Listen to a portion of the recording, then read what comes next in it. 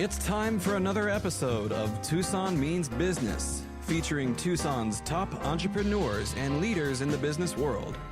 And now your host, Mark Bishop. And welcome to another Tucson Means Business. And of course, with everything going on at the moment, we're all having to improvise in doing business. And some a little more than others. Some, unfortunately, are closed, cannot conduct business in a normal manner due to many circumstances, but mainly because we're, the socializing factor. But we go on, and Tucson Means Business is about, with the compliments of the 49ers Golf and Country Club, talking to people who are in business and what they're doing today, how they're surviving, what they're normally doing, and what they're doing in a way when this is on. And I'm referring in this case to the owner-president of the Jacobson coaching group. His name is Troy Jacobson. Welcome, Troy. Hello. Thanks for having me. You're most welcome, my friend. Professional business is what you do run. And it's interesting with your background, how you got to it. I mean, you're a former professional IRONMAN triathlete, right? Yep. Yeah, there you go. And you became an entrepreneur back in 92, opening up your coaching business called Fax a Coach. That has an interesting ring to it, mate. What on earth is Fax a Coach? Tell us. Do you remember fax machines back in the day? Yeah, so back then it was triathlon was a fairly young sport, and I got into it in the late 80s, but always had an entrepreneurial spirit, probably due to my parents, my father in particular. And I just, I was out east. I was in the Mid-Atlantic region in the D.C., Maryland corridor, and at that time racing well. And young guy just out of college, and people would come up to me and ask me about training. They would ask me how I rode my bike so fast. So it just made sense to maybe charge for my advice. And I started building a clientele locally. And then people heard about me around the country. And all of a sudden I was faxing people training schedules for triathlon training and cycling, and named my little company Fax a Coach, and things just started to take off from there. Isn't that amazing? Talk about a natural beginning. It comes under the banner of a natural niche, doesn't it? Absolutely. Yeah. And interestingly, like a lot of things, I fell into it. I didn't realize it would become something significant. Just fell into it because I was in the right place at the right time, and I guess had enough sense to take advantage of that opportunity. The Ironman triathlete thing, I mean, I've never participated personally, although I did play sports. I was relatively fit when I was younger, but when I watched them on television, you must train all year for something like that, virtually every day. Would that be the case? That is the case, yes. If you're into the sport, you're dedicated to your training, and it depends on which level you'll be racing at. At the time, I was a professional, which means I had sponsors and was able to race at the highest level and commit the most time. But the average age demographic, interestingly enough, the most people that participate are 40 and above.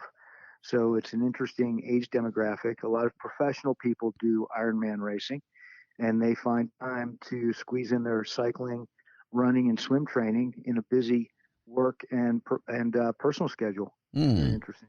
Well, it's interesting that you say that. I remember years ago, I was interviewing our Ironman champion a few times. He was champion in Australia by the name of Greg Kenny. I don't know if you ever came across him or not, but they were the days, we're not as big as America, so consequently for those guys, they didn't get much sponsorship in those early days. So it was very difficult for them to keep a full-time job and train, and be able to do what they do. But of course now, these days, they get national sponsorship and so on.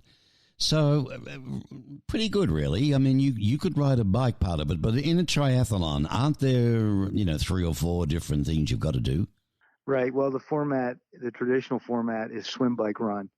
And the Ironman distance is it's called the ultra distance, and that's a 2.4-mile swim, 112-mile bike, and then a 26-mile run or a marathon at the end of the race. Well, is the obvious question, is there a favorite out of those three things you've got to do? Well, for me, it's always been the bike, and it's always been my favorite. Swimming, not so much. Never grew up as a swimmer, so I had a little bit of a deficit there out of the water. Cycling was my favorite sport. And then running was a second favorite, but in the triathlon, obviously the running piece is at the end. So the fatigue sets in. That's when your world starts falling apart. So that's a really difficult leg for everyone. I bet you it would be.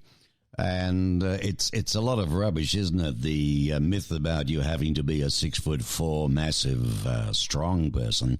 I wouldn't imagine that you fit that bill, because there's a lot of guys do well in it with medium builds. But what part do you think that they've worked on the most?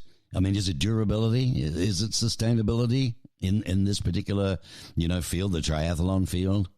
Yes, it's an endurance sport. So actually, strength to weight ratio is very important. So you do find that athletes try to reach their lightest weight where they have the most strength and power.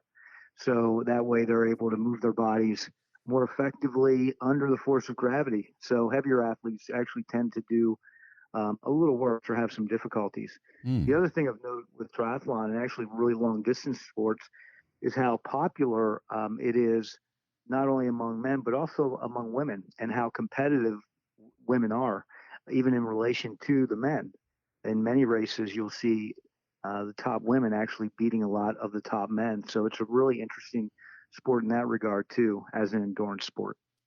The reason, Troy, I'm spending time on this is I want my listeners to understand what we're going to be talking about, how this possibly, set you up for the rest of your life in the way of discipline, in the way of training, and just, generically, your attitude to life, because that's an important thing. And I am speaking with Troy Jacobson, who was a professional IRONMAN triathlete, and that's no easy feat.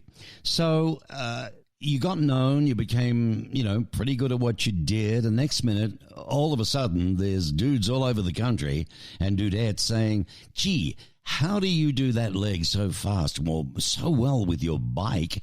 Can you coach us? Yeah, pretty much. Well, yes. And back in those days, the endurance sports coach was not really a career path, being an endurance sports coach back in the early 90s. So, again, I was fortunate to be at the starting edge of that spear, I guess you could say, the pointy edge of the spear. And in 1996, was invited to be part of the USA Triathlon Coaches Committee, which was the committee under the USA Triathlon umbrella, which is under the U.S. Olympic Committee umbrella. Wow. Which started the coaching certification program. So all of a sudden, triathlon coaching became an actual viable career opportunity for not only athletes, but people with degrees in exercise physiology, kinesiology, and it became more of a serious endeavor where people could actually make a living. Well, after achieving success in that challenge, you actually moved into cycling workout video production in the mid-90s, and you created the international leader in the category of what they call Spinnervals cycling. Is that the correct pronunciation, Spinnervals?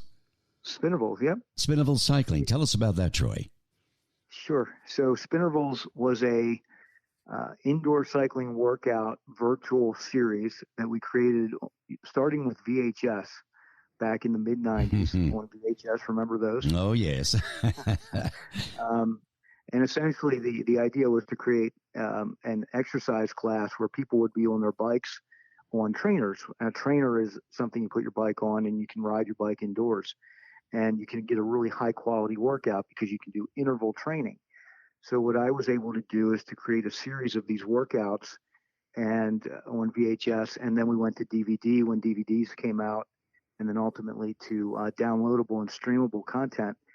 But I was able to create a series, and I targeted the competitive athlete, the cyclist, the triathlete, those people who want to train for performance. And early in the day, I was able to set up a distribution process. I had international distributors. I had most of the top retailers throughout the United States. Wow. And bike shops would carry my VHS and my DVDs in their stores. And we also did mail order at the time, too. And that series grew, and at one point I had over 80 titles, and it's the predecessor to what we know today as virtual training. And obviously everyone's heard of Peloton bikes and some of the other products out there, but this was sort of the old school methodology of what you see today in the technology age. Yeah, well, you're really the start of all of that when you look back at it. So you went on to open 2 triathlon retail stores at a health club, of all things, in the Mid-Atlantic region. So where was that in the Mid-Atlantic? I was in the Maryland region, Baltimore, North Baltimore area, and also one of my stores was in Northern Virginia near Dulles Airport. And why a health club? Was that an automatic follow-on, do you think? Yeah, it was just a dream of mine, one of those boxes to check. It was more like a training studio. I was also dabbling in commercial real estate at the time, and I bought some office condominiums in an office building, and I wanted to put my own fitness studio in there. So it was around 5,000 square feet of space that I owned, and it was nice. It was a combination of equipment. We did metabolic testing. We had a group fitness room. It was a really nice location where we did both private and semi-private training. So these businesses did so well that you actually were acquired by a publicly traded national health club brand, I think back in 2008. But you stayed with the organization, one of those deals, is that right? Right. No, that was a great opportunity for me. I'd moved out to Tucson around that same time, and I was approached by this large health club company. I really believed in their vision. I believed in their brand. I believed in their mission, and it just made really, really good sense. And I'm all about personal growth, and not that I was not dissatisfied where I was in my own professional career. I was doing very well and very happy with everything, but I always like to push myself and take it to the next level. So I decided to join corporate America. Well, you did that indeed, but you went on to run the endurance sports training division. This had you overseeing a team of 400 people nationwide. Yeah, we had about at the time we grew to around 135 or so clubs before I left, and we had cycling, we had running and cycling programs and triathlon programs in many of our clubs. And my job was to support the development of that program, support the development of our coaches, casting, recruiting, management, leadership, all those types of things with our clubs nationwide. All right, so welcome to corporate America. Now, how did you find that compared to working on your own? Well, the company culture was great, so I will say I learned a lot. It was a great opportunity and experience for me to develop my own leadership skills and better understand how large companies work. So I would never trade that for a million years. It was a great experience. Right. But at the same time, my own entrepreneurial, focus was a little bit squashed. When you're in a big company, you can't do everything you want to do. And for 17 years or 16 years or so prior, I was running my own show. So it was a different feeling. Mm-hmm. Yeah, it would be. Yeah, it's often not the case, for a lot of us who have worked alone, built businesses, then you end up in corporate and you can't, flex your wings. And if you open up your mouth too much, you're in trouble. So it is a challenge in its own right. It's a hell of a thing to learn, I believe, anyway. But you enjoyed working for someone again, and you had the freedom, really, to do the role that you wanted to do. Was that to end up very successful, yes? It was a successful endeavor for me. It was a decade of learning and personal growth and professional growth. And again, every experience leads to who you become. So it was a great thing for me. You're listening to Tucson Means Business with Mark Bishop here on Tucson Business Radio X, where we feature wonderful, wonderful people in our world of business. Let me ask you, Troy Jacobson, did this work ethic and your knowledge of small business and the experiences that went along with that, do you think that led you into executive coaching today? It absolutely did. I call this my third career. I decided to move into the world of executive coaching and leadership training and management consulting, leveraging my small business background, having been a founder and also running several small businesses from service to retail, and then getting involved with a large public company as a senior level manager, national manager. It just made sense to leverage that knowledge base and to help other companies grow and help other leaders make better decisions. Well, after almost 11 years in that role and leveraging your experience as a small business owner and corporate leader, you're now offering your expertise to small to mid-sized business owners and CEOs as an executive coach and consultant, as a Vistage chair and certified management consultant with the predictive index. Okay, so we're going to find out all about that and what's involved when we come back from this break. And basically, I would normally go to a break with this, but today I'm going to do it live because what we're talking about for the 49ers Golf and Country Club is the fact that, like another restaurant, the Rincon Mountain Grill, that's fabulous there, of course, normal times, open and so on, but naturally closed right now due to our pandemic. But you can still order, and you can ring up and order, and there's, a wonderful service there. Phone ordering, 749-4925, and it's extension 2. Or you can email order. Look at the menu. Go online. Have a look at the menu. Email order on Rincon Mountain MTN Grill at the 49ercc.com.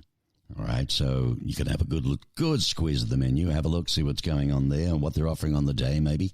Naturally, things are a little bit limited because of. So you can have that and pick up. Well, they'll give you the time. They'll even send you an email, okay? Come and pick it up.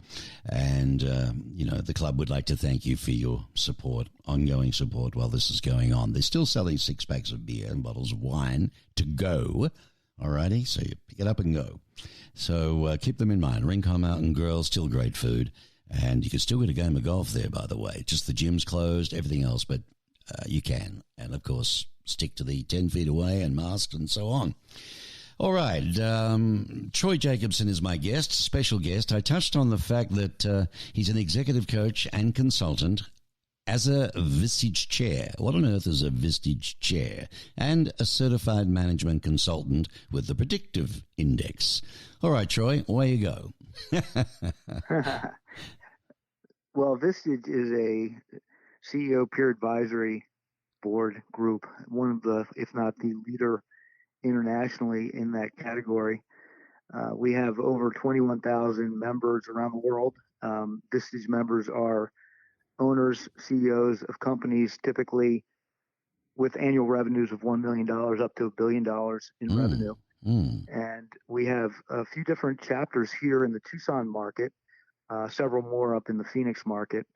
And as a chair, my job is to build my group, find executives and business owners in the market who are interested in getting peer advisory or being part of a peer advisory group where they get feedback and support from other business owners, as well as interested in the executive coaching opportunity, which means basically helping the leaders figure out their problems and concerns and help them make better decisions. So we have several groups in this market, and it's just a great, especially now, that collaboration, that sharing of ideas and best practices and understanding better what's going on out there in the COVID-19 environment. It's been really valuable to all of my members.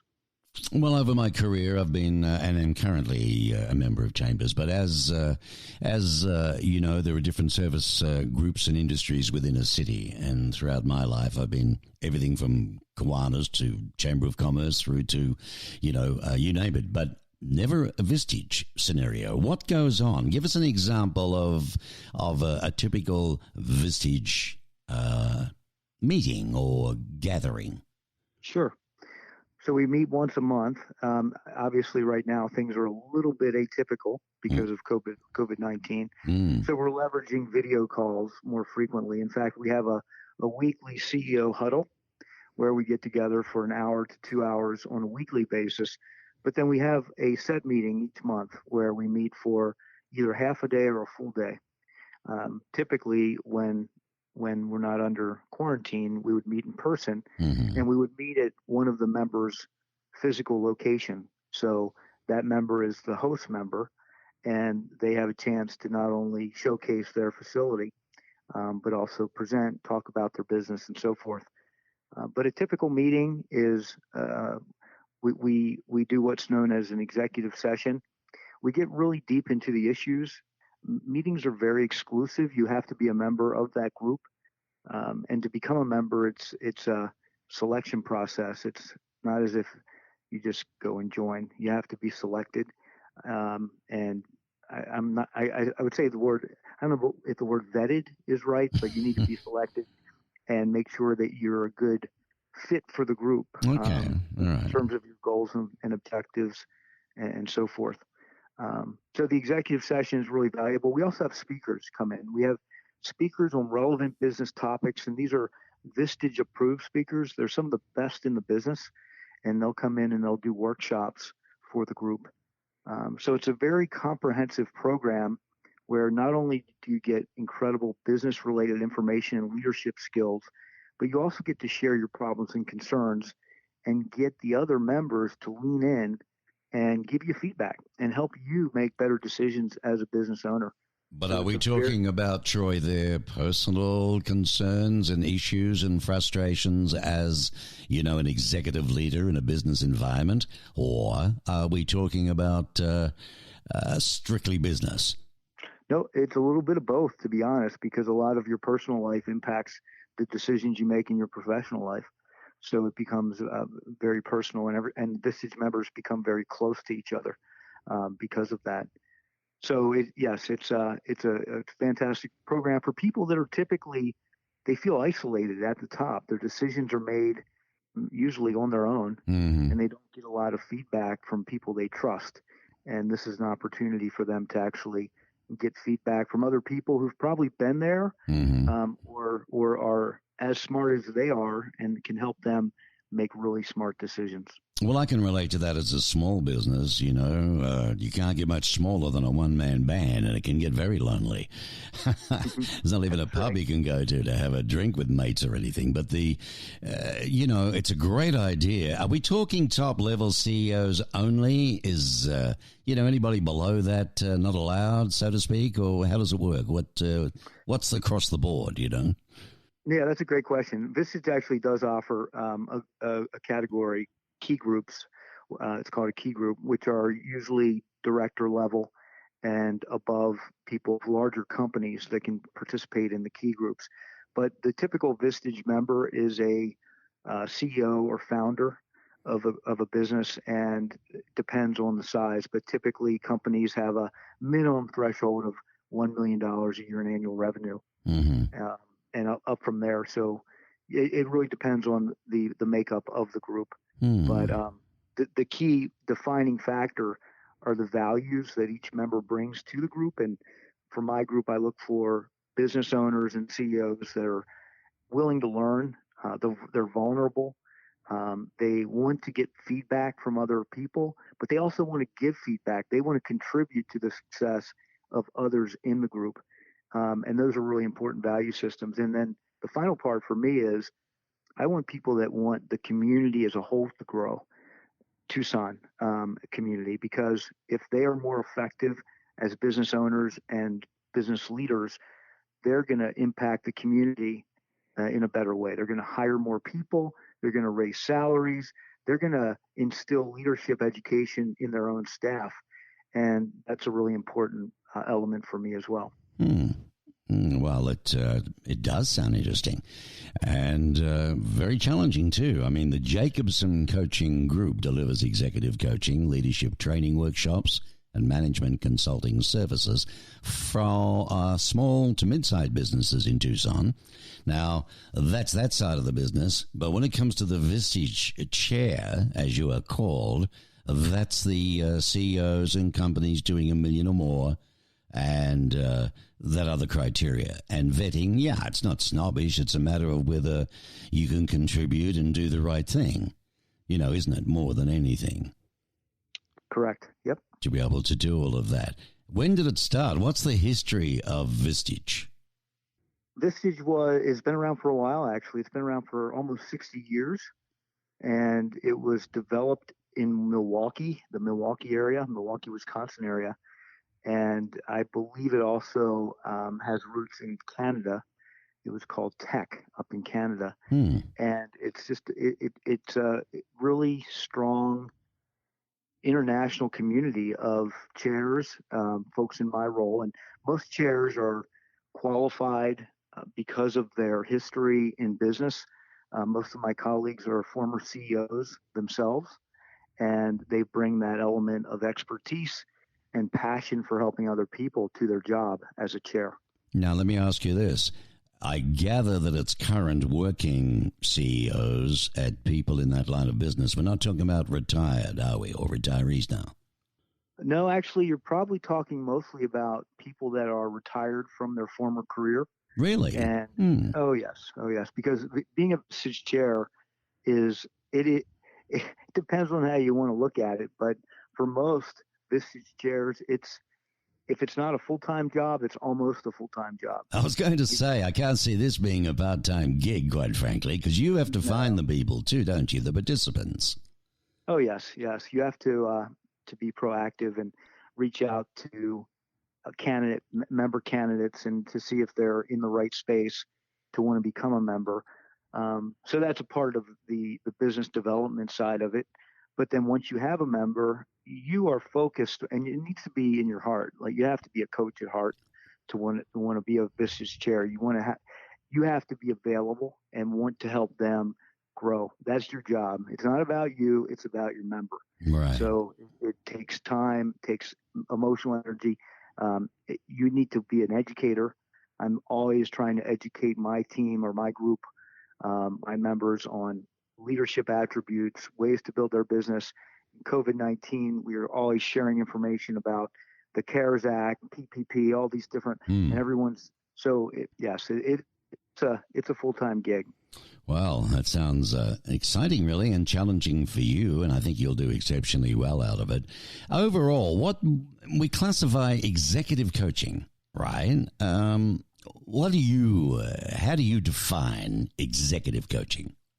Executive coaching to me is working with people that are already high-level performers and helping them go to the next level. Many executives, in my experience, are people that got to where they are in their professional lives because they're really effective, but there's some blind spots and they don't always see their blind spots. So it's my job as their executive coach to help them gain a better awareness around where their weaknesses are and to help them shore up those weaknesses. There's also an accountability component. A lot of really successful people don't need to be accountable to anybody. Well, with the exception of their spouse, perhaps, or their board of directors, maybe, or their shareholders. But rarely do they need to be accountable to others. And even people reporting to them, if you have a C-suite, your COO, he or she, they'll report to you, but they might not call you out when you're not doing their job. My job is to make sure that my CEOs and business owners are doing the right thing, making the right decisions. And I do something called Eat the Frog activities, doing the things that they don't want to do, but they know they have to move forward. Right. Is that an old expression that comes from somewhere, or did you just make that up? Eat the frog. I cannot take credit for that. I don't know where it came from, but I cannot take credit for that. Well, I was fortunate to interview the owner and founder of Samuel Adams yesterday, Jim Cook, and, he started on his kitchen table. All on his Pat Malone, and he grew from there. And I mean, here he is today, handing out money with a special, to help out restaurants and people who have worked in the hospitality industry who are out of work at the moment. And he's gone to 20 states across America, giving out 1,000 a head. And if that's not good leadership, I don't know what is. That's amazing. What is the value of CEO peer advisory programs. Do you really think, other than what you've mentioned, you take the likes of a Vistage compared to other groups to belong to, so to speak, like chamber membership as an example. What's the real value of this? Well, the value is, of course, having other people at the table who can lean in on your issues and concerns and give feedback. No decisions Decisions are better made when several people give you perspective from their points of view. And one thing unique about Vistage is in our groups, we only have one person from each industry representing a seat at the table. So it's not like a trade industry group where everybody's in the same business. So you get very unique perspectives from different industry points of view, which is really valuable because it helps you grow as a leader. So I think that's the main thing. But the other differentiation between Vistage and maybe other groups, and honestly, I don't know a lot about other groups, so I can't really speak to them, but I can just tell you with our Vistage groups, we develop very close personal relationships. It's not just high level. They become more personal, and we're able to share, again, personal things and business things and P&Ls. And that's the idea behind it. So when you become a Vistage member, you actually sign an agreement where everything that's said in the meeting is strictly confidential. We got a Vegas, have we? What happens in Vegas stays in Vegas. Exactly. But one of our core values is trust. So that's a big part of Vistage. Yeah, no, I can see that's an excellent thing because you do sign off on it too. That's interesting because you want to be able to fear, I would imagine, if you're going to open up, you want to know it's trusting and you want to know that it's not going to be blabbed all over town. You might be talking about an issue of a marriage that it might be struggling just at that moment. It's affecting your work. You don't know how to get around it, maybe how to handle it all. And by the sounds of things, when you've got others who have been through it, who can share it with you, other people in high executive positions who can talk this sort of stuff out with you, you want it private, you want it kept confidential, don't you? Absolutely. And that's the power of the peer group. When you have that sort of trust developed and people feel open and vulnerable to share, they're going to get more out of it. And so is everybody else in the group. An obvious question I would ask you on the Vistage Group scenario, Troy, is it exclusive to one vertical of business, or you're not likely to have more than one of the same, are you, at any particular meeting, or how does that work? No, again, we look for different verticals, different industries in our groups. So in my job as a chair, when I'm looking for member candidates, I look for diverse industries, so we can have those diverse perspectives sitting around the table. Yeah, I think that's probably what do you call talent optimization?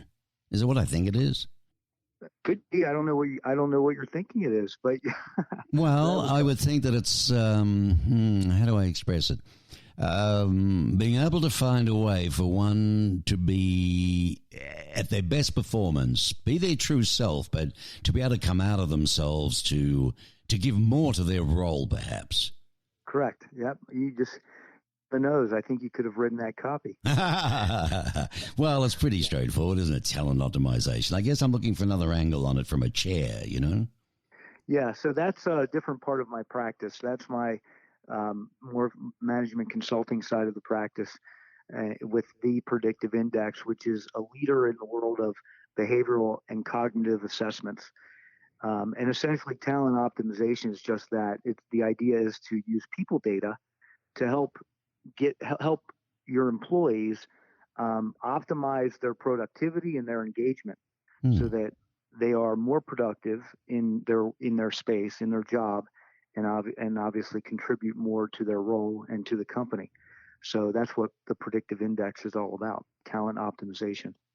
Predictive index. So you're here in Tucson, and did you say you had 3 groups going in Tucson right now?